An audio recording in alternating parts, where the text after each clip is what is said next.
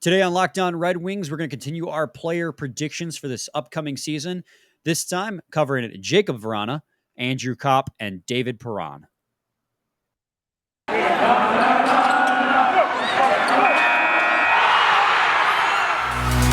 You're Locked On Red Wings, your daily podcast on the Detroit Red Wings. Part of the Locked On Podcast Network, your team every day.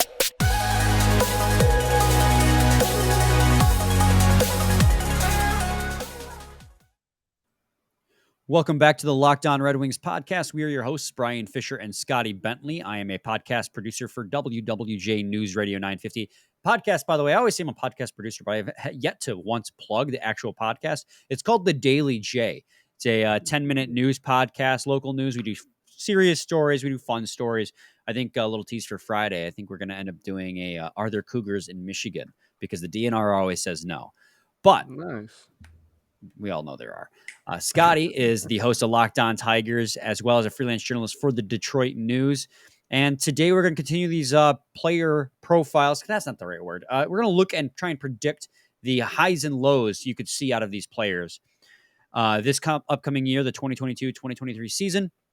And Scotty, we're going to lead off with Andrew Kopp. We're going to do the second line or presumed second line or players that could play on the second line. Because after you get past the first line, it's kind of up in the air with the exception of Andrew Kopp on who's going to be there, because there's a lot of players who could move up and down. We're pretty confident it's going to be Perron, and we're pretty confident it's going to be Verana, but depending on chemistry, that could change. But today we're going to do Verana, Kopp, and Perron. Like I said, we're leading off with Andrew Kopp. The new acquisition by the Detroit Red Wings was signed this past offseason to a 5-year, $5.625 a season contract.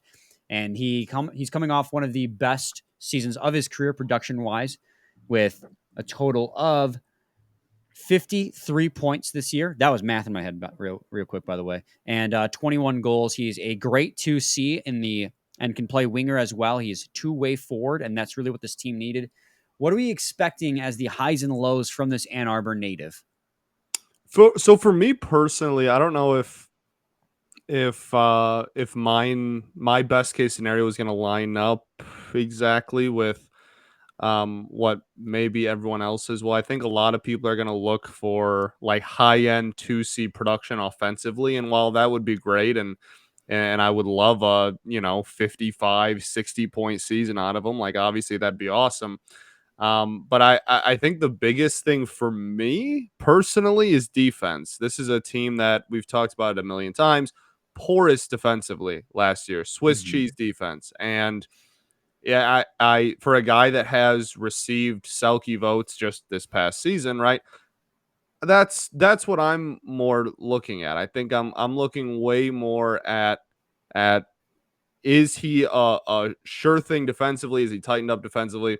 And if he can consistently provide that top end defense from a forward and give solid, like penalty kill minutes, that would be like the biggest thing for me. I'm not as worried about what comes in best case scenario obviously would entail him having a good offensive season too. I'm not saying it doesn't matter at all.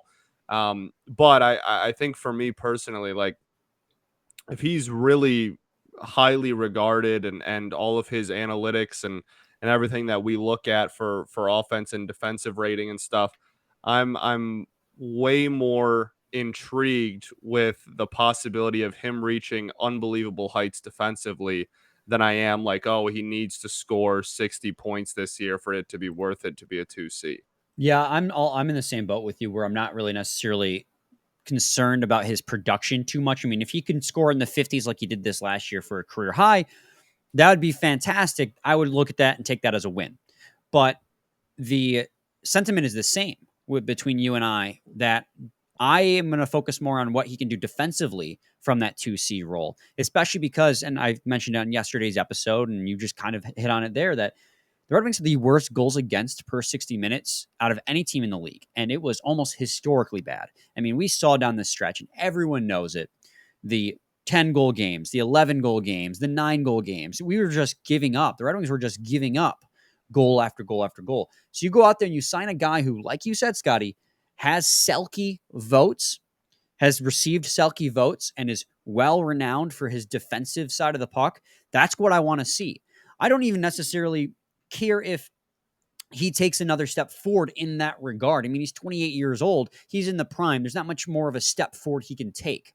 But if he can replicate the type of production he had, as well as the defensive potential he has as well on this team, on this Red Wings team, then that's the best case scenario. Absolutely. If he goes on and plays penalty kill number 1, and this team gives up significantly less power play goals, then I will be very happy, because that is what you're bringing him in to do. Not just help provide more offense, but more importantly, shore up the defensive side of things. That's absolutely the best case scenario. For sure. If he's playing good defensively at full strength and doing about what we expect him to do offensively at full strength, and he is the best player on a significantly improved penalty kill, that is then best case scenario for sure. Andrew Kopp is one of those guys who, more so than other players, I think you're going to want to look at expected goals for percentage to truly value what he's doing on the ice, because, and I've explained it in the past, but expected goals for percentage being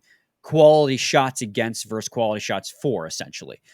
And if he has an above 50% expected goals for percentage, that means that the Red Wings are taking more quality shot attempts when he is on the ice than what they are facing, which means he's doing his job as a defensive-minded forward in that 2C role. He's producing more offense by also subsequently producing more defense. And so that I think is a stat I'm going to keep an eye on all year long when, looking at what Andrew Kopp can do. But worst case scenario is what you massively overpay for a guy who can't play the center role, ends up sliding either back to wing or down in the lineup, can't replicate that career high that he did last season. Yeah, I think that worst case scenario again, like I think a lot of it like hinders defensively again. If he's a below average defender at full strength and is kind of a non-factor or not even part of the plan of your penalty kill by the end of the year, that's a massive disappointment. And you're looking at staring a 5-year over $5 million a year contract in the face with a dude that does not fill, because we talked about it during the free agency episodes. The reason that free agency was so successful is because of this team had so many holes, and free agency filled almost all of them to different extents, but filled almost all of them at least a little bit. And he checked off so many boxes. He filled so many holes that this team had, right? Penalty kill, 2C, defense, like he really just across the board. And gotta straighten my hat. It's not straight. And if he, if he's playing this year and we look around and go, this is not a 2C, he's not a plus defensively, and he has not done anything to change the penalty kill, that's worst case scenario, because those are the 3 things he was brought in to do. Yeah, 100%. That's really what it is. I mean, you signed this guy to be a core piece of your team. This is not a Band-Aid signing. We've had this conversation when they signed him. Andrew Kopp is a signing, but he is so much more than that, because he is a statement by Steve Yzerman that this team is trying to take a step towards competitiveness. And I wouldn't even say a step, I would say a leap. You don't sign a guy to 5 times 5.65 unless you're actually thinking we're going to compete now. To what extent they're going to compete, is still left up in the air. But I think that Yzerman is, because you don't want to get stuck in that middle ground.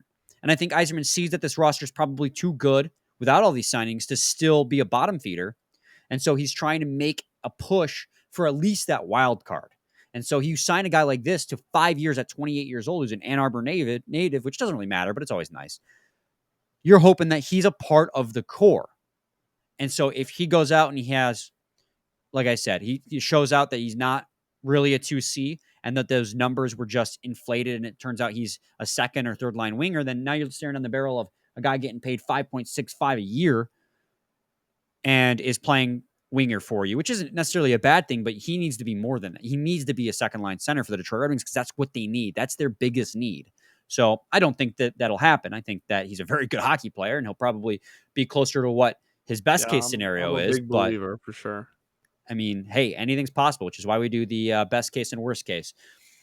When we come back, we're going to talk about Jakub Vrana and what his best case, worst case scenarios are for the Detroit Red Wings. But first, I got to talk to you guys today about Built Bar. If you haven't tried Built Bar Puffs yet, you are depriving yourself of one of life's greatest joys. And guess what? There's a new flavor. Ready? Delicious, indulgent cookie dough. Covered in chocolate? That's right. Built has done it again. Let me introduce you to your new favorite, cookie dough chunk puffs. Have a light and chewy texture, real cookie dough chunks, which is true, by the way, because I've tried them and it actually legitimately has cookie dough chunks in them. They're really good. And they're covered in 100% real chocolate. All of the joys of eating cookie dough without the hassle of making it. Plus, it's healthy for you. Cookie dough chunk puffs are only 160 calories, and they have a whopping 15 grams of protein in them. Run to built.com to snag a box for you and the family. It will be the perfect treat. Or you can find a really good hiding place and just hoard them for yourself. Like all Built Bars, the new cookie dough chunk puff is covered in 100% real chocolate. That means they are healthy and tasty. Chocolate covered cookie dough with a light, fluffy texture. So good. You're going to love the new cookie dough chunk puff, whether you need a snack for your workout, a late night treat, or you need to just grab a bite. Built is the perfect protein bar, and they taste better than a candy bar. Ditch the calories, fat, and sugar. Grab yourself a Built bar. Go to Built.com, use promo code LOCKED15, and get 15% off your order. Use promo code LOCKED15 for 15% off at Built.com. Segment 2, Locked On Red Wings podcast. Scotty and I are going to move on now to talking about Jakub Vrana. He is probably, I feel like I say this for every player right now, but he's probably one of the most exciting players to watch out for this season coming up. And they're all exciting for different reasons. I mean, Andrew Kopp, because he's a new acquisition, Lucas Raymond and Moritz Seider, because they're going into their sophomore seasons. Jakub Vrana, because we haven't actually really gotten to see him yet. I mean, you traded for him 2 seasons ago and you saw him for 10 games. Then he gets hurt and plays, I think, 20 games with the Red Wings. And it was a pretty healthy chunk and he played very well in that span. But we need a full season out of Jakub Vrana. And Jakub Vrana, this past year, had 19 points in 26 games played, 13 goals, 6 assists. He was electric. And the big thing that you and I kept complaining about is he kept finding his way on the third line for whatever reason. Maybe it was a spreading out the talent argument. I don't know. Blashill's gone, so I don't have to worry about it anymore. Hopefully. What are the best case and worst case scenarios for Jakub Vrana? Well, so this whole time we've had a stipulation about like this is assuming health for everybody because anybody in the NHL, anybody in any sport, you could be like, oh, worst case is they get hurt. But like, I feel like he's different in the sense that he's been hurt or playing limited time pretty much his entire Red Wings career.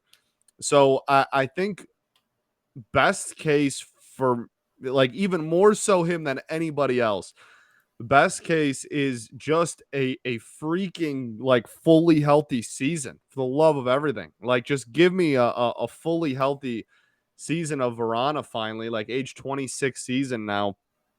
Like I mean more than anything, I just want a fully healthy season out of him. And I think best case scenario is he maintains the production that he's been at over the that he's been at in his Red Wings career over the length of 82 games.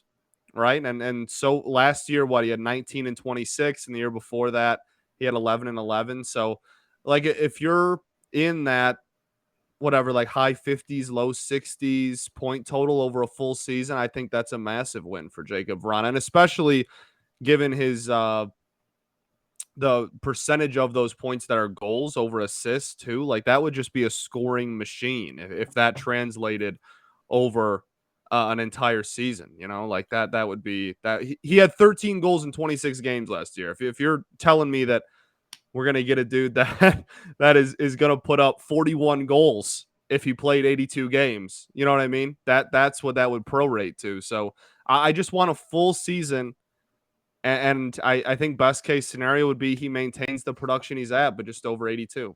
Yeah, I mean, he was on pace for 60 points last season, which is exactly what you want out of a second line winger. That's right in that wheelhouse.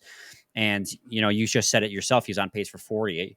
And I mean, I don't know what else I could say without just repeating what you had said, because it's true. We had made this not exception, but rule, self-imposed rule that we were not going to talk about injuries because you can't predict those. So it would be unfair to be like, worst case scenario, they get injured.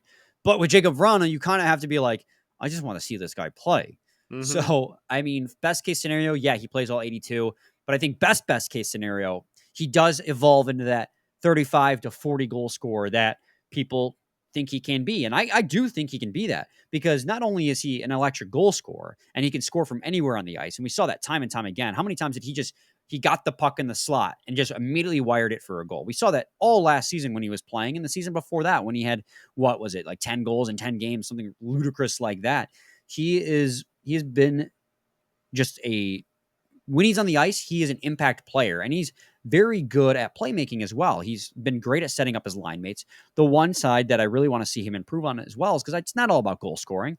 I do think he lacks a defensive game, and I know that's not everyone's game, and everyone brings different strengths, but I would love to see that defensive side of his game shore up a little bit, play a little bit harder in the defensive zone. But in the offensive zone, Sure. if he can just play all 82 games at the pace that he was playing, Scotty, then that's what I need. Just keep that up across 82 games. Kind of like what I said about Tyler Bertuzzi.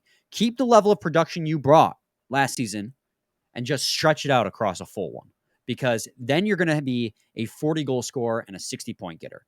That's great out of a second line winger. Yeah, That is unreal. perfect. Obviously, yeah, that's fantastic. And I think on the flip side, worst case scenario, like the obvious worst case scenario is just he gets hurt again and can't play like that. And again, you can say that about anyone, but it's a little bit different with him just because we've gotten that so many times. So that's like probably everybody's real worst case scenario. But again, if we're trying to assume 82 games out of all these dudes, I think the worst case for him would be just he finally gets a full season under his belt, and you know what?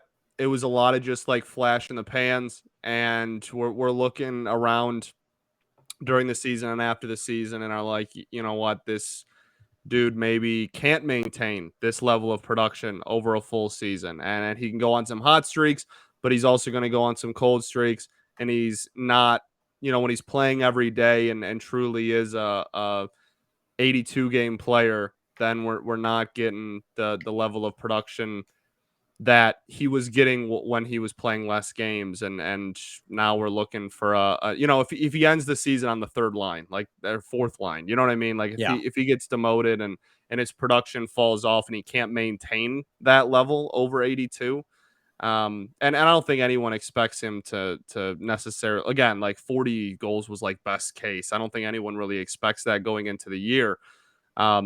So I would imagine it would drop off a little bit over a full season, but I think there's a difference between dropping off a little bit and then being drop off so much, production wise, that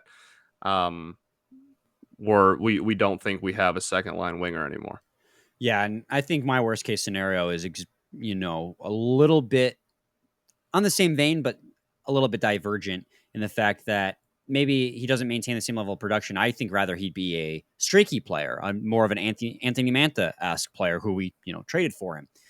That he goes on these hot streaks like we saw and like we've seen, and that he just cools off for long stretches and then comes back alive. And then you're looking at and you're like, this is just not it. Because streaky players are fun when they're on. I mean, we saw that in Johan Franzen. We saw that in Anthony Mantha. They're great when they're playing well. Yeah, but when Mantha they're was the cold, poster child for that. Yeah, and you see it with Javi Baez and the Tigers. When that player is not playing well, they are a detriment in every facet, on the field, on the ice. And worst case scenario, Jakub Vrana is just that. And he proves that the Washington Capitals were justified in giving him 13 minutes a night on the third line on their team. That's the worst case scenario, especially because you are paying this guy, I think $4 million. Let me just double check on that one. Yep, $5.25 million for the next 2 seasons. And you can't have Jakub Vrana be a third line winger at that price. So worst case scenario is just that he's super streaky and maybe finishes with 20 goals and 15 assists, which is 35 points. And now you're looking at, and you're like, I'm paying this guy 5.25 and he's a third line winger. Right. Agreed. When we come back, we'll talk about our final player of the episode, and that is going to be David Perron. Segment 3, Locked On Red Wings podcast. We're going to talk about the newly acquired forward, the veteran acquisition that the Red Wings made. That's David Perron. They signed him to a 2-year contract, $4.75 million a year. And he's 34 years old. So he's going into his age 34 season, age 35 season. He was really good last season with the St. Louis Blues. He had 27 goals and 30 assists for 57 points in just 67 games played, Scotty.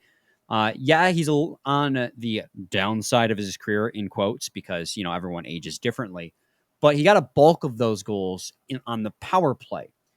What are we expecting, best case and worst case scenario, from this veteran winger?